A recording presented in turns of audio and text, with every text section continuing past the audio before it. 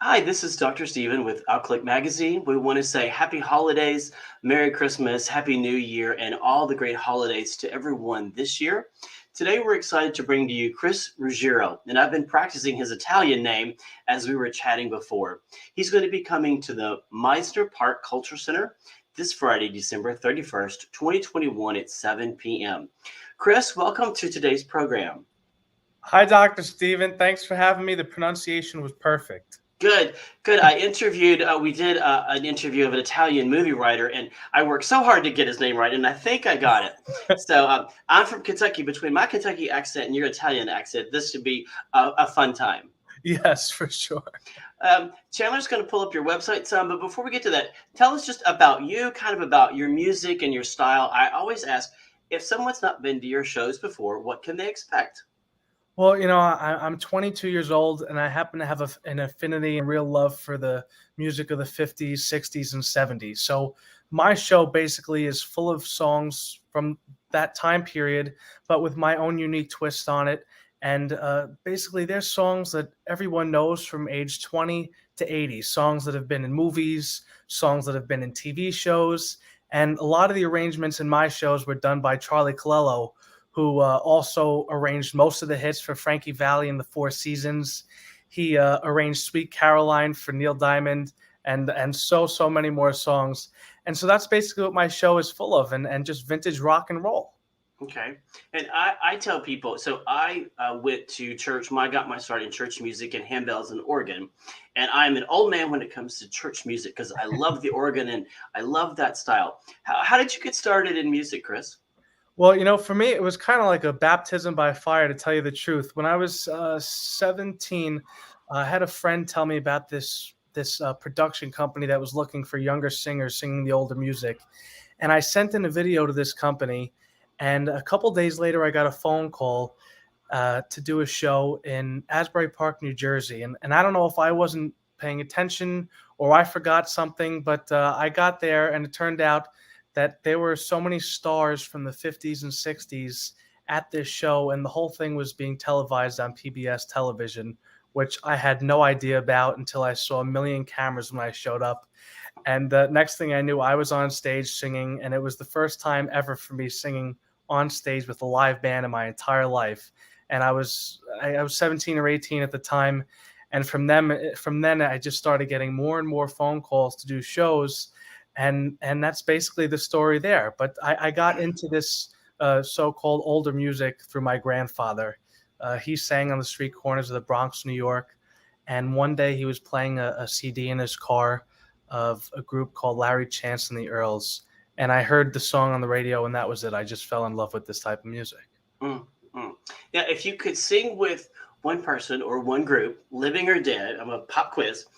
Who would it be? If we could wave a magic wand, who would it be, Oh Chris? God, one person. Well, not that I don't do his songs in my show, but I would love to be on stage with Frank Sinatra because Mm. I think he's got the best stage craft out of probably any entertainer ever to grace the planet. Mm, mm. He is a great icon. I love how some of the artists today have taken older tracks and blended them, Yeah, with their voice. So it's maybe been we'll look happening a for lot maybe lately. we'll look for that with you. Yes, it's been happening a lot lately. A lot of new artists have been doing that. They just came out with a song with Elton John, and they blended the songs together. And there's so many artists doing that. And like on TikTok, for instance, the song "Can't Take My Eyes Off You" was a hit this year all over again. "Put Your Head on My Shoulder" by Paul Anka was a big hit this year all over again. And that's actually one of the songs I do in my show. I do it with my own interpretation, but it's really nice to see that this music is around. Mhm. Well, we've been rebooting all of the old TV shows from the 80s. Yeah, Those great old hits will always be great old hits. You they will. have a song out called Anyone Who Had a Heart. Tell Yes. us about that, maybe some of the unique aspects of that and spin that you put on that, Chris, if you don't mind. Well, with this song, nothing sums up 2021 more than using proper pronouns, right? And when the writers were writing this songs back in these types of songs back in the 50s and 60s.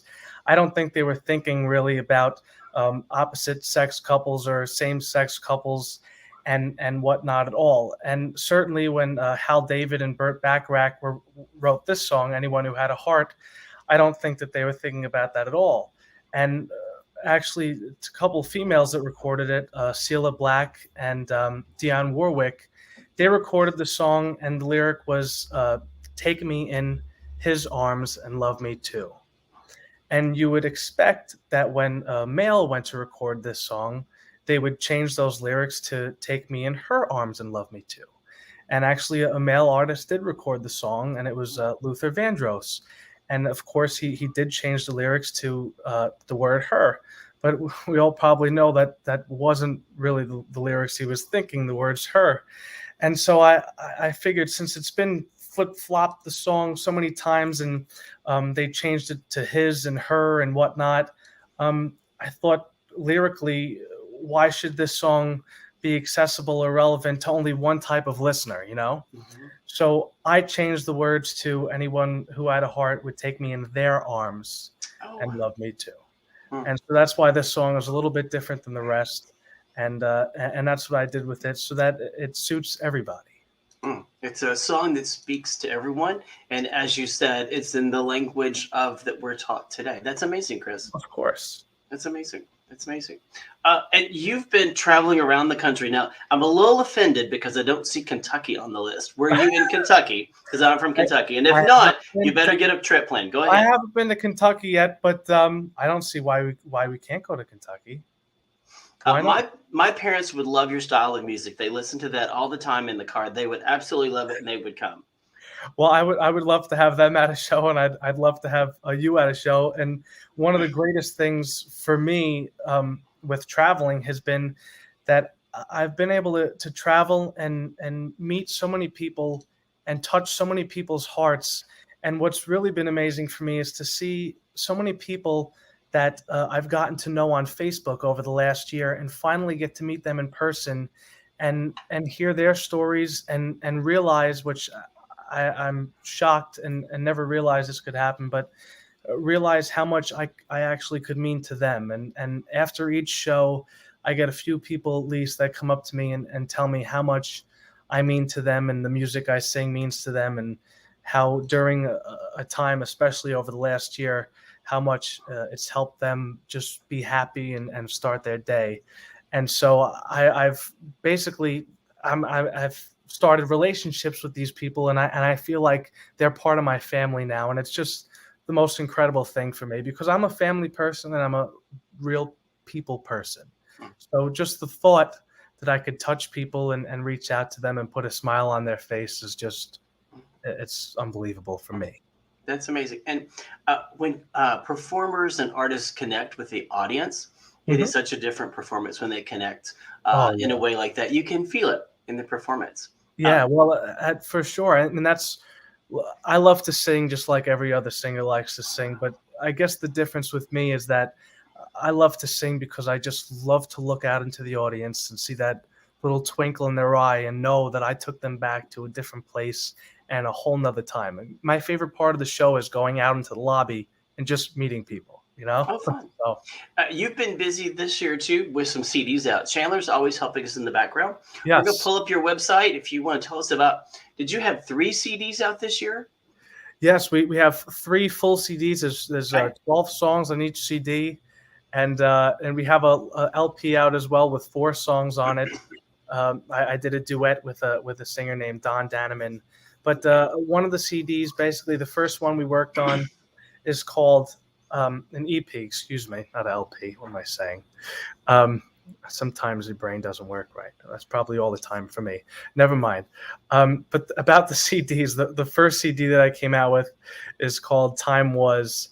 And basically what Time Was is, it's me singing songs from the 50s and 60s as they were recorded back then. It's for people who are purists and like to hear the songs the way they were. Mm. But what I wanted to do was kind of close that chapter in my life where I was simply mimicking or covering another artist.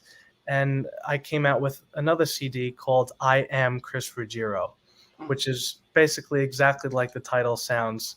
It's my interpretations on timeless classics, and as I said before, they're all arrangements by Charlie Colello, and it's just me singing the songs how I feel and telling my story through these songs, and that's my favorite album because I was able to put my own spin on it and tell my stories through that album. And then recently, 2 weeks ago, he just came out with another album, which was a whole lot of fun. I had a collaboration with Christian Timber, who is a great, great piano player. He's played for basically everybody under the sun and more, and now me. And we worked on some timeless classics together. It's just my voice and the piano. Songs like "Fly Me to the Moon," Oh, that's a songs good like one. "When Sunny Gets Blue." It's a little more jazzy of an album, not too jazzy, but not full straight ahead rock and roll like the other albums were. So yeah, "Fly Me to the Moon," "When Sunny Gets Blue," "It's Not for Me to Say," "The Long and Winding Road," and those are the songs that are on the piano album. And the other album that I said, "I Am Chris Ruggiero," has songs like "Betcha by Golly Wow," "My Sherry Amore," "One" by Three Dog Night. So all the albums together, there's so much music on there and so many songs that you could probably take the whole day to just sit down and listen to them. Especially the new album called "Quiet Nights." Mm. That's a great album to just sit down and have a glass of wine to at the end of the evening. Very nice. And it sounds like your music, there's something for everyone. You've Yes. got jazz and rock and light. So it's a variance of styles, which sounds like a lot of fun. Yes. If you hate one album, you can listen to the other two. You can listen to the other two. We've got another secret about you. We found out you like to cook, and you're a little bit of a chef. So Chandler's going to pull that up. Tell us a little bit about your cooking, Chris, before we close out. Well, you know what? I guess it goes hand in hand with the singing because I love making people happy through food, just as I do with singing. I enjoy singing a lot more than cooking for sure. But when I was little, I always watched my grandma and my mom cook in the kitchen, and I just picked up a couple of things by watching them, and then I went out and came up with my own recipes and things, and went online and over our year and a half little vacation that we took in our homes. I was cooking every day. I was making homemade bread. I was making cookies. I was making focaccia bread, all pasta, things that I never made before in my life. And so I figured I'd make some videos and recipes for them because a lot of these recipes are family recipes. And I shared them on my website. And the coolest thing for me has been that I do shows, and sometimes people bring me cookies that are my cookies from my website, and they come out great. So it means that I wrote the directions right. So I'm really happy about that. And you're singing and cooking in some of them too. What a Yeah. fantastic thing. Now, of which I do neither. I play the piano, I play the organ, I play the handbells. I do not sing. I would have a panic attack if I had to get out and sing. And my joke is I have to have a recipe to make ice. So I'm very jealous of people who sing and or cook, and you do both. Well, I try my best. Very good. Chris, it's been really fun talking and getting to know you. We look forward to your show. Again, it's going to be Thank at you. Meisner Park Cultural Center, this coming Friday, December 31st, 2021 at 7 p.m. If Chandler can put it up there real quick. There we go. Chris, is there anything? Oh, there we go. There we got the website going. Yeah, it's gonna be a great time. It's gonna be a real intimate evening with just me and a trio, which I love because I can take some liberties and stretch out a little more on songs that I wouldn't be able to do if we had a big band on stage. So I especially love the trio stuff, and it's just gonna be like you're sitting in my living room and we're just gonna have a good time together. And it's gonna be a little bit of rock and roll, a little bit of jazz, and we're gonna ring in the new year. Are people going to get up and dance, or is it a I think it's just a seated event, seated no event? Okay. dancing. But All right. after the show, I would love to go out into the lobby and meet everyone and There we take go. pictures and do whatever it is that they'd like me to do. Very good. And I always wrap up to say, is there anything you wanted to cover I didn't ask? I think you asked everything. You did great. Good. You as well. Well, Chris, it's been fun and a great way to close out 2021, maybe 2022. But with COVID, we'll see. But we're looking forward to a good, successful year Yes. this year. I And think again, it'll be a much better year ahead. yes, we know. So, For sure. Chris, we've got your Facebook, Instagram, Twitter, Hummingbird, toucans on a string, and all those are ways to get in touch with you. And you've got it pretty standard across the board. Thank you. So, thank Thank you. you for having me.